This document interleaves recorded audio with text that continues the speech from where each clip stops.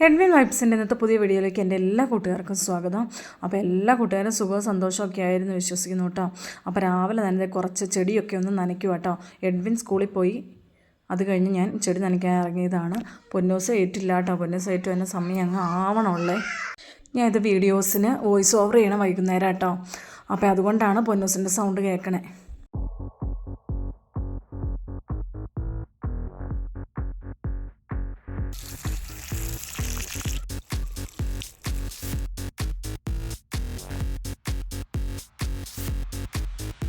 സൺഡേയിലത്തെ video ഇന്നലെ മൺഡേയാണ് ഞാൻ ഇട്ടത്. അപ്പോൾ അതിൻ്റെ ഒരു സഡൻ റിയാക്ഷൻ ഞാനൊന്ന് കാണിച്ചു തരാം കേട്ടോ. അപ്പം നമ്മുടെ റോസിലൊക്കെ പുഴുവൊക്കെ കയറിയിട്ട്, പുഴുവല്ല ഒരിത് ഞാൻ കാണിച്ചു തന്നായിരുന്നു, ഈ മുട്ടയിലൊക്കെ അല്ലേ വിരിയാറുള്ള ഏതുപോലെ. ഇത് നമ്മുടെ പൂ കണ്ടോ, അതൊക്കെ നന്നായിട്ട് പോയിട്ടോ. അതാ കണ്ടോ, ഇതെല്ലാം ഒരിത്തിരി ഇരിക്കുന്നുണ്ട്, അത് പൊക്കോളൂ, അത് പോയതാട്ടോ. കണ്ടോ, ഇങ്ങനെയൊക്കെ മുട്ടയിൽ പൊതിഞ്ഞിരിക്കുമായിരുന്നല്ലോ ഒരു റെഡ് ഇത്, അതൊക്കെ പോയി. കണ്ടോ,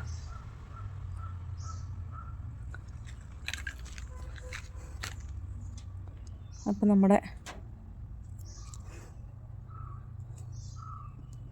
നമ്മുടെ ഒരു ജൈവ കീടനാശിനിയുടെ സഡൻ റിയാക്ഷനല്ലേ. അപ്പോൾ അങ്ങനെ ആർക്കെങ്കിലും ആ ഒരു ബുദ്ധിമുട്ടുണ്ടെങ്കിൽ അങ്ങനെയൊന്ന് ചെയ്യുക കേട്ടോ. അതാ ഇത് ഫുള്ള് പോയതാട്ടോ. അതാ ചാടി ചാടി പൊയ്ക്കൊണ്ടിരിക്കുക, അത് ചത്തു പോയ പോലെയായി. കണ്ടോ, ഇലയിലിരിക്കണ ഫുള്ള് ഇങ്ങോട്ടായി. ഇത് കടലാസ് റോസയിലും ഉണ്ടായിരുന്നേ, കാട്ടിത്തരാം.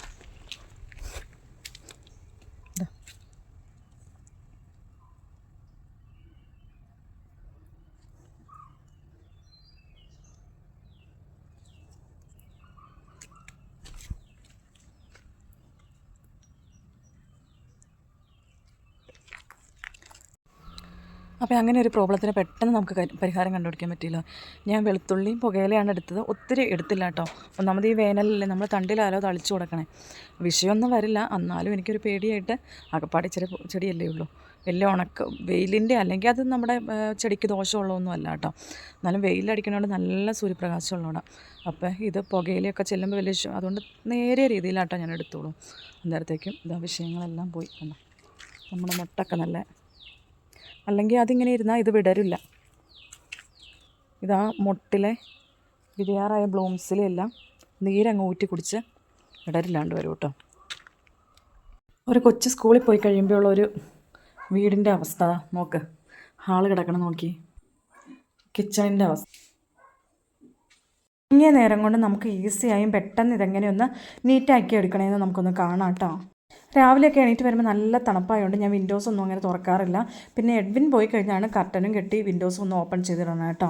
ഇത്തിരി നേരത്തെയൊക്കെ എണീറ്റ ദിവസമൊക്കെ ആണെങ്കിൽ ഞാൻ ബ്രേക്ക്ഫാസ്റ്റും ചോറും കറിയൊക്കെ ഉണ്ടാക്കിയിട്ട് അത്യാവശ്യം നമ്മുടെ റൂംസൊക്കെ ഒന്ന് മെനിയാക്കി ഇടും കേട്ടോ. നമ്മുടെ ചെയേഴ്സും നമ്മുടെ സെറ്റിയും ഇതെല്ലാം ഒന്ന് നീറ്റാക്കി പറക്കിയിട്ടിട്ട് അടിച്ച് വാരും എഡ്വിൻ പോകുന്നതിന് മുമ്പ്. ഇത് ഇന്നത്തെ ദിവസമാണെങ്കിൽ ഇത്തിരി ലേറ്റായിട്ടാട്ടോ എണീറ്റത്, അതുകൊണ്ട് നമുക്ക് അങ്ങനെയൊന്നും ചെയ്യാൻ പറ്റിയില്ല. പൊന്നൂസ് നൈറ്റിൽ ഇത്തിരി ലേറ്റായി കിടക്കുന്ന ദിവസമൊക്കെ ആണെങ്കിൽ പൊന്നൂസ് 11:30 12 അങ്ങനെയൊക്കെ കിടക്കുന്ന ദിവസമായി അവളെല്ലാ ചെയേഴ്സും എടുത്തുകൊണ്ട് പോയി നമ്മുടെ ഷെൽഫിൽ നിന്നൊക്കെ അതും ഇതൊക്കെ പിറക്കും. അപ്പോൾ അതുകൊണ്ടാണ് ഈ ചെയേഴ്സ് ഇതിലേക്ക് ഡിസോർഡറായി കിടക്കണം കേട്ടോ. അതുപോലെ തന്നെ ഉള്ള ഡ്രസ്സൊക്കെ ഡ്രസ്സിങ് റൂമിൽ നിന്ന് എടുത്തുകൊണ്ട് വന്ന് ഇവിടെ ഓരോന്ന് മാറി മാറി അവൾക്ക് ഇടാൻ വേണ്ടി അവൾ എടുത്ത് വെക്കണയാണ്. അപ്പോൾ അതാണ് ഇതിലെ തുണി അതും ഇതൊക്കെ ഇങ്ങനെ കിടക്കണം കേട്ടോ. ഇത് എഡ്വിൻ്റെ പണിയല്ല, ഇത് പൊന്നൂസിൻ്റെ പണിയാണ്. അതുപോലെ തോർത്തൊക്കെ തലയിൽ കെട്ടി, അതുപോലെ തന്നെ തോർത്തൊക്കെ കൊടുത്ത് അവൾക്ക് ഓരോ പരിപാടിയൊക്കെ ഉണ്ട്, അതിന് വേണ്ടി ഒന്ന് പ്രാക്ടീസ് ചെയ്യാൻ വേണ്ടി കൊണ്ടുപോയിടണേ കേട്ടോ. അപ്പോൾ എനിക്ക് സമയം കിട്ടാത്ത ദിവസമാണെങ്കിൽ പിറ്റേ ദിവസം രാവിലെ അത് അങ്ങനെ തന്നെ കിടക്കും. പിന്നെ എഡ്വിൻ പോയി കഴിഞ്ഞിട്ടാണ് എനിക്കതൊക്കെ ചെയ്യാൻ പറ്റുള്ളൂ. അല്ലാത്ത ദിവസമാണെങ്കിൽ ഞാൻ എഡ്വിൻ പോണതിന് മുമ്പ് തന്നെ ഇത്ര നേരത്തെയൊക്കെ എണീക്കുമ്പോൾ പെട്ടെന്ന് പണിയൊക്കെ തീരുമല്ലോ. അപ്പം ഞാൻ ഇത് എല്ലാം ഒന്ന് ഇവിടെ ഇങ്ങനെ നോക്കുമ്പോൾ കുറേ പുസ്തകങ്ങൾ ലക്ഷ്യമായിട്ട് കിടക്കുന്നുണ്ടാവും. കാരണം രാത്രിയിൽ പൊന്നൂസിൻ്റെ പണിയാണ്, കളറടിക്കലും എഴുത്തും വർക്കൊക്കെ ആട്ടോ. ഇത് പൊന്നൂസ് ഇങ്ങനെ രാത്രിയിൽ ഉറങ്ങാൻ ലേറ്റ് ആവണം. എൻ്റെ കാര്യം ഞാൻ പകൽ ഉറക്കാറുണ്ട്, അതുകൊണ്ടാണ്. പകൽ ഉറക്കില്ലെങ്കിൽ അവൾ ട്യൂഷൻ ടൈം ആകുമ്പോഴത്തേക്കും ഉറക്കം വന്നിട്ട് അവളൊരു പഠിക്കുമ്പോൾ ഭയങ്കര ഡിസ്റ്റർബൻസ് ഉണ്ടാക്കുകയും, അല്ലെങ്കിൽ ഏതെങ്കിലും പുസ്തകമൊക്കെ പിടിച്ച് എഴുത്തും വായനയായിട്ട് അവരുടെ ഒക്കെ ഒപ്പം പഠിച്ച് അങ്ങനെ ഇരിക്കുകയുള്ളേ. പൊന്നൂസ് രാത്രി ഉറങ്ങാൻ ലേറ്റ് ആവുകയാണെങ്കിൽ പകൽ ഉറക്കണേ എന്തിനാണെന്ന് എന്നോട് പലരും ചോദിക്കുന്ന ഒരു ക്വസ്റ്റ്യൻ. അപ്പോൾ അതിനുള്ള ആൻസർ ആട്ടോ ഞാൻ ഇപ്പോൾ പറഞ്ഞത്.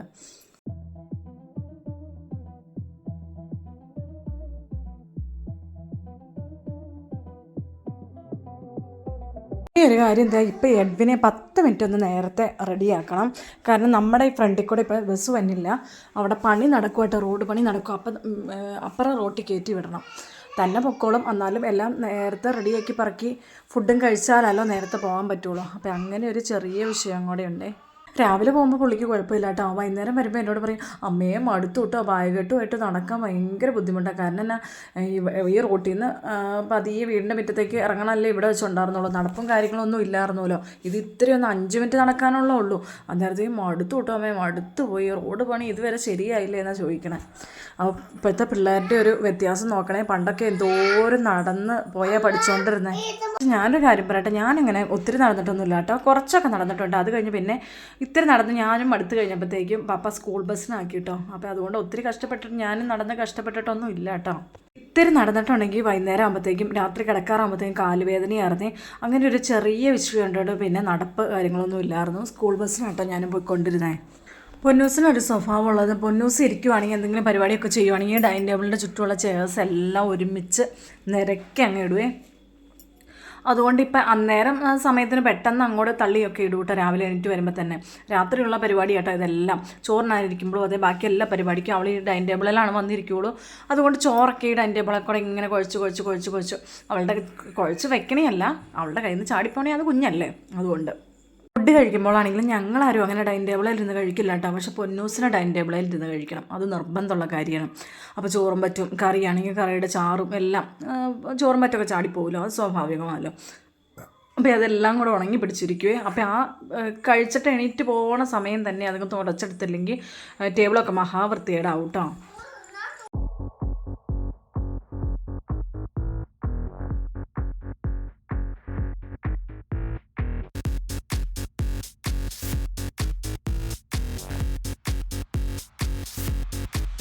നമ്മുടെ ഡൈനിങ് ഏരിയയിലുള്ള വാഷിംഗ് ബേസിനാണെങ്കിലും ഉപയോഗിക്കണ ഏക ആൾ പൊന്നൂസ് കേട്ടോ. അപ്പോൾ പൊന്നൂസ് ചോറൂണ ഫുഡൊക്കെ കഴിച്ച് കഴിയുമ്പോൾ ഇവിടെയാണ് കഴുകുകയുള്ളൂ. ഫുള്ള് ഇവിടെ കഴുകി ഇങ്ങനെ ഫുള്ള് കഴുകി കളയാൻ അറിയത്തില്ലല്ലോ. അപ്പോൾ ഇതിൽ മൊത്തം ഇങ്ങനെ കിടക്കും. അത് നമ്മൾ ഒറ്റ നേരം ഒന്ന് ശ്രദ്ധിച്ചില്ലെങ്കിൽ അതെല്ലാം കൂടെ ഉണങ്ങി പിടിച്ച് അവിടെ കിടക്കും കേട്ടോ. അപ്പോൾ എല്ലാ നേരം ഇതും കഴുകേണ്ട ആവശ്യം കേട്ടോ.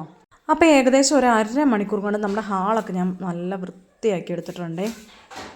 അടുത്തത് നമ്മൾ കിച്ചണിലേക്ക് കയറിയിട്ടുണ്ട്. ഇവിടെയാണ് നമ്മുടെ അംഗം വെട്ട് കറക്റ്റായിട്ട് നടക്കുന്നത് അല്ലേ.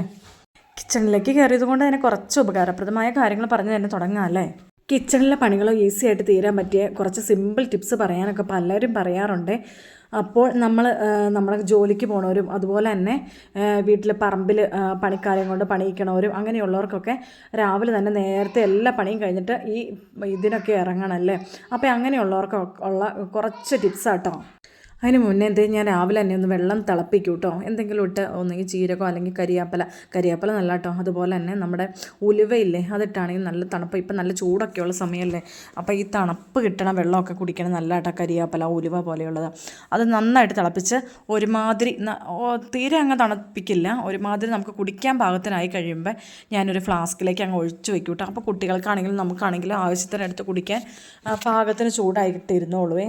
ഞാൻ പറഞ്ഞു വന്നതെന്ന് വെച്ചാൽ നമ്മൾ പിറ്റേ ദിവസത്തേക്ക് എന്ത് ബ്രേക്ക്ഫാസ്റ്റിന് എന്താണ്, അതിന് കറി എന്തായിരിക്കും, അതുപോലെ ചോറിന് കറി എന്തൊക്കെയാണ് പ്രത്യേകം നമ്മളൊന്ന് മുൻകൂട്ടി തീരുമാനിച്ച് വെക്കണം. അല്ലെങ്കിൽ രാവിലെ എണീറ്റ് ഇത് ചിന്തിച്ചുകൊണ്ടിരുന്നാൽ നമ്മുടെ ടൈം മൊത്തം വേസ്റ്റ് ആവൂലേ.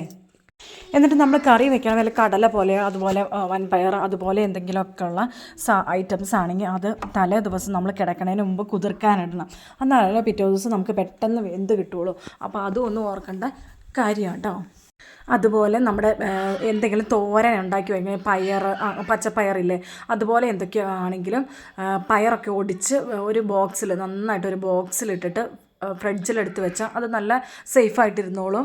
എന്നിട്ട് പിറ്റേ ദിവസം എടുക്കുമ്പോൾ ഒന്ന് നന്നായിട്ടൊന്ന് കഴുകി എടുത്താൽ മതി. അല്ലെങ്കിൽ അതുപോലെ സാമ്പാർ പോലെയുള്ള എന്തെങ്കിലും ഉണ്ടാക്കണമെങ്കിൽ ആ സാമ്പാറിൻ്റെ കഷ്ണങ്ങളൊന്ന് കട്ട് ചെയ്ത് ഒരു ബോക്സിലിട്ട് നല്ലൊരു ബോക്സിലിട്ട് അടച്ചു വെക്കണം കേട്ടോ. അടച്ചു വെച്ചിട്ട് പിറ്റേ ദിവസം ഒന്ന് കഴുകിയെടുത്താലും അത് വിഷയമൊന്നും വരില്ല, കുഴപ്പമില്ല. നമുക്ക് എളുപ്പത്തിൽ നമ്മുടെ പണിയൊക്കെ തീരാനുള്ള ഒരു മാർഗ്ഗമാണ് അത്. അപ്പോൾ പിറ്റേ ദിവസം സാമ്പാർ കറി വയ്ക്കാൻ ഉദ്ദേശിച്ചിട്ടുണ്ടെങ്കിൽ നമ്മുടെ കഷ്ണങ്ങളെല്ലാം കട്ട് ചെയ്ത് ഫ്രിഡ്ജിൽ അടച്ചു വെക്കും. അതുപോലെ തന്നെ നമ്മുടെ സാമ്പാർ പരിപ്പ് വെള്ളത്തിലിട്ട് വെക്കാൻ ഓർക്കണം. അപ്പോൾ പിറ്റേ ദിവസം നമ്മൾ എണീക്കുമ്പോൾ ആ പരിപ്പൊന്ന് ജസ്റ്റ് ഒന്ന് കുക്കറിലിട്ട് 2 വിസിലടിച്ച പരിപ്പ് വെന്ത് കിട്ടും. എന്നിട്ട് കഷ്ണങ്ങളോടെ കുക്ക് ചെയ്ത് നമുക്ക് ഉണ്ടാക്കിയെടുക്കാം പെട്ടെന്ന് ഈസിയായി. നമുക്ക് ആ വെജിറ്റബിൾ കട്ട് ചെയ്യണ സമയം നമുക്ക് അങ്ങനെ ലാഭിച്ചെടുക്കാം കേട്ടോ. പിന്നെ വിറകടുപ്പൊക്കെ യൂസ് ചെയ്യണവരാണെങ്കിൽ പിറ്റേ ദിവസത്തേക്കുള്ള വിറക് അടുപ്പിൻ്റെ ചുവട്ടിൽ കൊണ്ടുപോയി ഇടണം. അതുപോലെ തന്നെ നമ്മുടെ അടുപ്പിൻ്റെ ചാരമൊക്കെ വാരി കുറച്ച് വിറകൊക്കെ അടുക്കി വെച്ച് കത്തിക്കാൻ പാകത്തിന് അടുക്കി വെച്ച് അങ്ങനെ വെക്കുവാണെങ്കിൽ നമുക്ക് എളുപ്പമുണ്ട്. പിറ്റേ ദിവസം അങ്ങ് ഒരു ചൂട്ടോ എന്തെങ്കിലും ഒരു പേപ്പറോ ഉപയോഗിച്ച് അങ്ങ് കത്തിച്ചാൽ മതി. കൂടാതെ നമ്മുടെ കഞ്ഞി വെക്കണ കഞ്ഞിക്കലം ഇല്ലേ, അതൊക്കെ നന്നായിട്ട് കഴുകി നീറ്റാക്കി കഴുകി എടുത്ത് വെച്ച് ഇച്ചിരി വെള്ളോടെ പകർന്ന് അത് വെക്കേണ്ട കാര്യമില്ലായിരിക്കും, എന്നാലും എല്ലാം കഴുകി നീറ്റാക്കി മൂടി വെച്ചാൽ അതും നല്ലത്. പിറ്റേ ദിവസം ഒന്ന് കലമൊക്കെ ഒന്ന് കഴുകിയിട്ട് വെള്ളം എടുത്ത് വെച്ച് വെള്ളം എടുത്ത് അടുപ്പത്തേക്ക് വെക്കേണ്ട അത്രയും ടൈം നമുക്ക് ലാഭിക്കാൻ പറ്റും കേട്ടോ. അപ്പോൾ എൻ്റെ അടുക്കളയൊക്കെ അത്യാവശ്യം റെഡി ആയിക്കൊണ്ടിരിക്കുകയാണ്. അത് സിങ്കിൽ ഒരു കുന്ന പാത്രങ്ങളുണ്ട് കേട്ടോ. അപ്പോൾ ഞാൻ പറഞ്ഞില്ലേ ഇന്ന് സമയം കിട്ടിയില്ല. എന്ന് സമയം കിട്ടുന്ന ദിവസമാണെങ്കിൽ അത്യാവശ്യം കുക്ക് ചെയ്യണ പാത്രങ്ങൾ അപ്പം തന്നെ ഞാൻ കഴുകിയെടുക്കാറുണ്ട് കേട്ടോ. അപ്പോൾ ഞാൻ പാത്രം കഴുകാൻ യൂസ് ചെയ്യണമെന്ന് വെച്ചാൽ ഒരു ലോഷനില്ലേ, നമുക്ക് ഒരു വലിയ ബോട്ടിൽ കിട്ടണ ലോഷൻ, അതാട്ടോ ഞാൻ ഉപയോഗിക്കണത്. അത് നല്ലതാട്ടോ, നന്നായിട്ട് പെട്ടെന്ന് എണ്ണമഴുക്കും ചെളിയും കാര്യങ്ങളൊക്കെ പോകാൻ നല്ലതാണ്.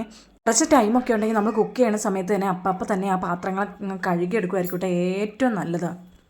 അല്ലെ കുക്കിങ്ങൊക്കെ കഴിയുമ്പോഴത്തേക്കും അടുക്കള കിടക്കണം കാണുമ്പോൾ നമ്മുടെ തലയ്ക്ക് തന്നെ ഭ്രാന്ത് പിടിക്കുക. ഇതെല്ലാം കഴുകി അടുക്കി വെച്ച് ഏകദേശം കുറച്ച് പാത്രങ്ങളൊക്കെ ഉള്ളെങ്കിൽ നമുക്കും ഒരു സന്തോഷമായിരിക്കും. കുറച്ചല്ലേ പെട്ടെന്ന് തീർക്കാമല്ലോ. ഇത് ഇന്ന് എൻ്റെ സിങ്കിലൊക്കെ ഒന്നുകൂടി പാത്രങ്ങൾ കിടക്കും കേട്ടോ.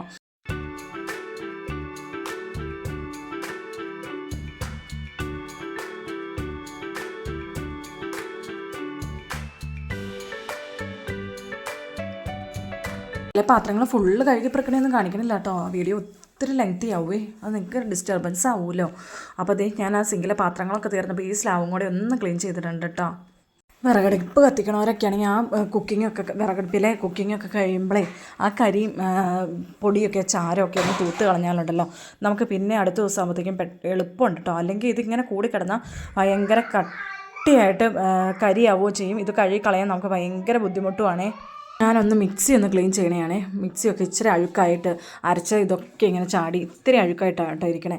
അപ്പം ഞാൻ അതിന് വേണ്ടി ഒരു ലോഷൻ ഉണ്ടാക്കിയെടുക്കണത് കുറച്ച് സോഡാപ്പൊടിയും കുറച്ച് വിനാഗിരിയും കൂടെ ചേർത്താട്ടോ. അത് നല്ലതാട്ടോ. നമ്മുടെ മിക്സി മാത്രമല്ല, നമ്മുടെ ഗ്യാസ് സ്റ്റവ് ഒക്കെ ഗ്യാസിൽ വെച്ച് മീനൊക്കെ വറക്കുമ്പോൾ എണ്ണയൊക്കെ നന്നായിട്ട് തെറിച്ച് ഗ്യാസ് സ്റ്റവിൽ ഫുള്ളാവൂലേ. അപ്പോൾ അങ്ങനെയൊക്കെ വരുമ്പോൾ നമ്മുടെ സ്റ്റൗവൊക്കെ പെട്ടെന്ന് വീഡിയോ കണ്ട് അറിയാം. ഞാൻ വലിയ ബലം പ്രയോഗിച്ചൊന്നും കാണിക്കാനില്ല. ഞാനൊരു തുണിയുടെ ഒരു കോട്ടൺ പീസ് എടുത്തിട്ടുണ്ട്. അതുകൊണ്ട് ജസ്റ്റ് ഒന്ന് ആ സൊല്യൂഷൻ ഒന്ന് മുക്കിയിട്ട് ജസ്റ്റ് ഒന്ന് വൈപ്പ് ചെയ്യണുള്ളൂ കേട്ടോ. അന്നേരത്തേക്കും ജസ്റ്റ് ഒന്ന് തൂക്കുമ്പോഴത്തേക്കും ചെളി എണ്ണയും ഇതെല്ലാം പോകുന്നുണ്ട് കേട്ടോ. തേങ്ങ പാലിൻ്റെ എണ്ണയൊക്കെ ഇരിക്കുന്നത് എല്ലാം നീറ്റായി ക്ലീനായി വരുന്നുണ്ട് കേട്ടോ. അപ്പോൾ ഈ ഒരു ടെക്നിക്ക് അറിയില്ലാത്തവർ ഇങ്ങനെയൊന്ന് ചെയ്ത് നോക്കണേ. പെട്ടെന്ന് നമ്മുടെ ഗ്യാസ് സ്റ്റവും ക്ലീനാവും, അതുപോലെ തന്നെ നമ്മുടെ മിക്സിയൊക്കെ ക്ലീൻ ആവാൻ നല്ലതാട്ടോ. അപ്പം ഞാനിത് ചെയ്തുകൊണ്ടിരിക്കുമ്പോൾ പൊന്നൂസ് ഓരോ പാട്ട് പാടാൻ പറയും, കരോളിൻ്റെ ഗാനങ്ങളെ. അത് അവൾക്ക് ഇഷ്ടമാണ് താനും, അവൾക്ക് അത്യാവശ്യം അറിയുകയും ചെയ്യാം. അതുകൊണ്ട് അപ്പോൾ അത് പാടിക്കൊണ്ടിരിക്കണേ കേട്ടോ. അത് പാടിക്കൊണ്ടാട്ടോ ഞങ്ങളിത് ചെയ്യണേ. അപ്പോൾ ഓരോന്ന് കഴിയുമ്പോൾ പൊന്നൂസ് അടുത്ത പാടുന്ന് പറയും.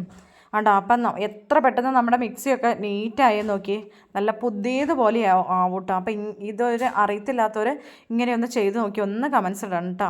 ഇവിടെ ഹോൾസൊക്കെ ഉണ്ടല്ലോ, ആ ഹോൾസിലെ അഴുക്കൊക്കെ പോകാൻ വേണ്ടി ഞാനൊരു നമ്മുടെ ബഡ്സിൽ ചെവിയിലിടണ ബഡ്സും കൊണ്ട് ഈ സൊല്യൂഷൻ മുക്കിയിട്ട് ജസ്റ്റ് ഒന്ന് അവിടെ ഒന്ന് ക്ലീൻ ആക്കി എടുത്തിട്ടുണ്ട് കേട്ടോ. അപ്പോൾ ഇപ്പം നമ്മുടെ മിക്സിയുടെ ഫൈനൽ ലുക്ക് നോക്കി നല്ല പുത്തൻ മാതിരി ഇരിക്കണ്ടേ. അപ്പോൾ എല്ലാവരും ഇങ്ങനെയൊന്ന് ചെയ്ത് നോക്കണം കേട്ടോ.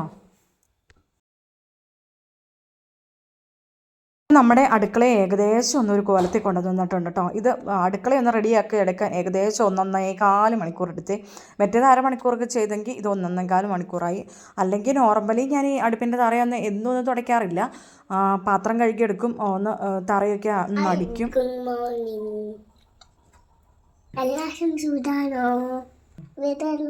സപ്പോർട്ട്